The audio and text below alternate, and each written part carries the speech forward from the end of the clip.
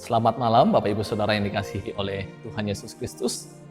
Pada malam hari ini saya akan kembali mengajak kita untuk merenungkan kebenaran firman Tuhan. Dan renungan firman Tuhan pada malam hari ini terdapat di dalam 2 Raja-Raja pasal yang keempat, ayat 1 sampai ayat yang ke-7. 2 Raja-Raja pasal yang keempat, ayat 1 sampai ayat yang ke-7. Nah, ini adalah kisah tentang seorang janda yang sedang menghadapi pergumulan dalam hidupnya. Ada beberapa pergumulan yang dihadapi oleh janda ini. Saya coba membagikannya Bapak Ibu. Yang pertama, pergumulan yang pertama itu adalah dia statusnya sebagai seorang janda. Menjadi janda adalah suatu pergumulan Bapak Ibu.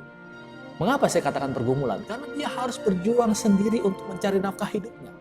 Bukan hanya untuk dirinya tapi juga untuk anak-anaknya. Jadi ini pergumulan pertama. Pergumulan yang kedua adalah dikatakan bahwa dia adalah seorang janda yang miskin.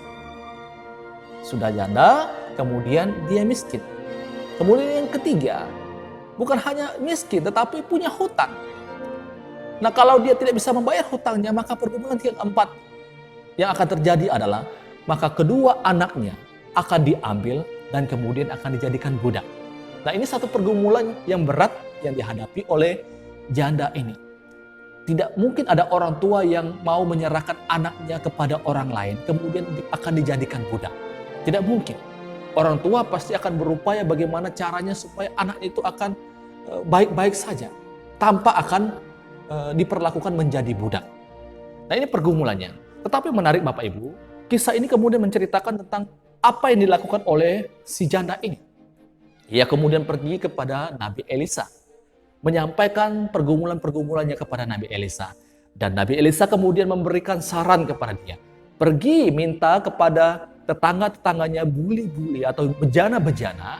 Dan kemudian dia masuk ke rumah, tutup pintu. Dan yang terjadi ada Bapak Ibu, mujizat Tuhan. Terjadi mujizat Tuhan kepada janda ini. Sangat menarik sekali. Dan ini satu hal yang luar biasa. Ini mujizat Tuhan kepada si janda yang sedang menghadapi pergumulan ini.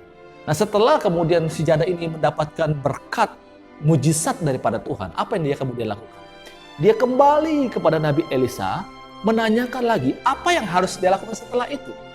Dan kemudian Nabi Elisa katakan, pergilah, jualah, dan lebihnya dia bisa hidup dari situ. Nah, Bapak Ibu Saudara yang dikasihi oleh Tuhan Yesus Kristus, sangat menarik kisah ini. Dan biasanya ketika orang membaca firman Tuhan ini, biasanya orang akan mengambil pelajaran dari perempuan ini. Bagaimana perempuan ini begitu teguh imannya, dia begitu kuat menghadapi berbagai macam pergumulan. Dia begitu taat kepada apa yang disampaikan oleh Nabi Elisa. Dan biasanya orang akan mengambil pelajaran dari situ. Tapi pada malam hari ini saya mau menyampaikan satu pelajaran penting. Dan kalau saya mau katakan inilah sebenarnya yang menjadi pesan utama yang disampaikan dari nas ini. Pesan utama yang disampaikan di dalam kisah ini bukan berbicara tentang ketaatan perempuan ini. Tetapi ini berbicara tentang pemeliharaan Allah yang sempurna kepada orang-orang yang percaya kepadanya. Saya ulangi lagi. Ini adalah pesan utamanya adalah membicarakan tentang bagaimana Tuhan menjaga, Tuhan memelihara orang-orang yang percaya kepadanya. Tentu dengan cara Tuhan sendiri.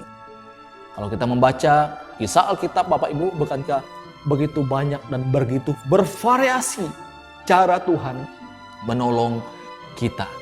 Bangsa Israel, Tuhan tolong mereka dengan cara yang spektakuler. Nah, kalau kita lihat juga Bapak Ibu, janda di Sarfat, Tuhan juga tolong dia dengan cara Tuhan sendiri.